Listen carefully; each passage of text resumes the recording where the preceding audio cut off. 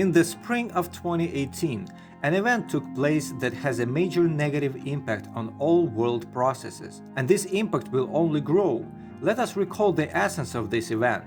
Back then in China, some amendments were made to the constitution, which simultaneously cancelled the limitation measured by 2 5-year terms which was imposed on the supreme ruler of the PRC. Moreover, the Chinese communists did not limit themselves with unnecessary maneuvers and reflection, but directly included in the basic law a postulate that from now on Xi Jinping is equal to the divine Mao Zedong, and so they wrote. Thus, at that moment, even the rudiments of democracy that were made by Deng Xiaoping almost 30 years ago were destroyed. It became obvious that China has returned to the times of totalitarianism, and now all other signs of such a regime will return in all aspects of life. Indeed, after a short time, China began to openly demonstrate an expansionist foreign policy, no longer hiding behind florid terms in the style of soft power. And inside the country, the tightening the knots has begun. Hong Kong has become just one example of this process. But in this case, the important thing is how exactly the pharaonization of China's supreme power began to influence the outside world.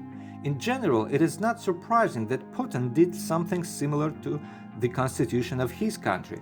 The form of changes there is somewhat different, but the meaning is the same. Putin has deformed the basic law so that he can sit in the first chair until he's dragged out of there with his feet. After all, Putin is already a shabby old man whose health is severely undermined by a stormy life in his youth, and therefore he simply will not make it in another 16 years, and he will bite the dust even on his own. But he can be well helped in this venture, as was the case with comrades Lenin and Stalin, for example, or a number of Führers before them. In general, the maneuver by Comrade Xi should have had consequences, and the countries of the old democracy were obliged to somehow react to it. Knowing about what such metamorphosis may lead to, it was not difficult to imagine in what consequences it would eventually result. First of all, we should expect an adequate reaction from Germany, since it is obliged to remember how such things ended on its own soil. In the early 30s of last century, Adolf Hitler also combined the post of Chancellor and President, which Hindenburg gave him, and declared himself the Führer of the nation, permanent and uncontested. And looking at Hitler and Xi, you can look for 10 differences and find only few and only external, in the shape of eyes, for example, or in the absence of a mustache for Xi. Nevertheless, Germany still does not notice this and demonstrates efforts to build its own warm and friendly relationship with Beijing, even after the first threatening shout was heard from there against a high-ranking official from the Czech Republic who visited Taiwan. And Beijing naturally promised to take revenge on this guy for his trip to Taipei. Looking at this, two questions arise. The first one is following. Does Ramzan Akhmatovich Kadyrov, a hero of Russia, a great general and a professor, still lives in Grozny, or he has moved to Beijing and is helping the local authorities in arranging their foreign policy? And the second one, what happened to the eyes and ears of the top officials of the EU and the leader of the Union, Germany? Perhaps the coronavirus did something to them, so they stopped distinguishing colors, sounds, smells and tastes. Although everything has been clear for a long time with Germany and EU, there are simply no adequate people who would be able to frighten this chicken coop and bring it into a sane state. If they decided to elect Dalia Grybauskaite as the EU's supreme executive head, we would already have another European Union, or who knows, perhaps it would already include China as a member, but at least we reasonably expected an adequate response from the United States. And it followed. The response. There was no sign of adequacy, though. The US President Donald Trump not only congratulated his personal friend, quotation marks, Xi, but also pushed the speech that lifelong rule is not such a bad thing and we should think about how it can be applied in the USA. And this was already a test not just for the United States, but for the United States as the flagship of democracy.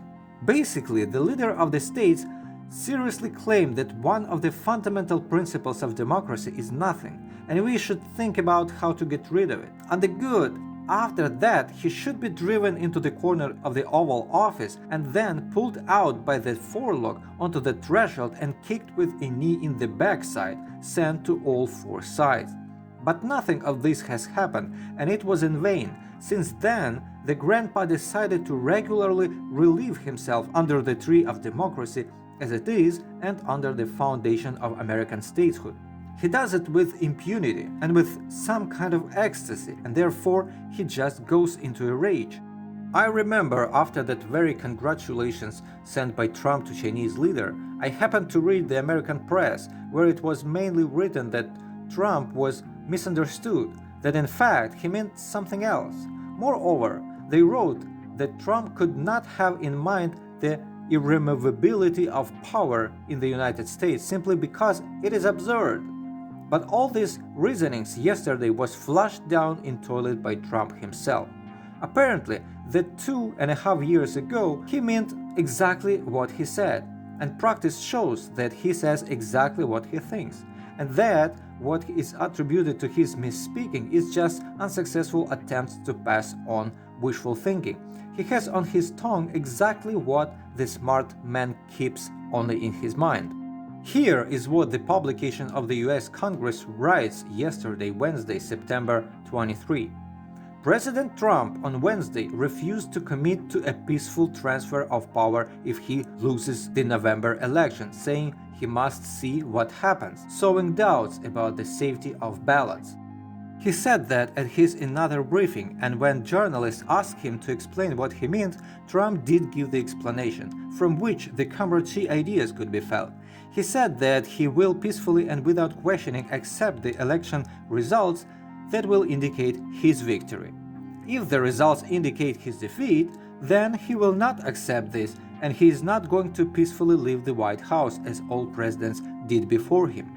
Well, the Americans can be congratulated on the fact that now they can call their president Donald Trump and Donald Lukashenko at the same time, since there is no significant difference now. It was not for nothing said that inaction is enough for the triumph of evil. So Xi Jinping Pharaonism has become a manifestation for very many figures of our time, in particular for the current US president.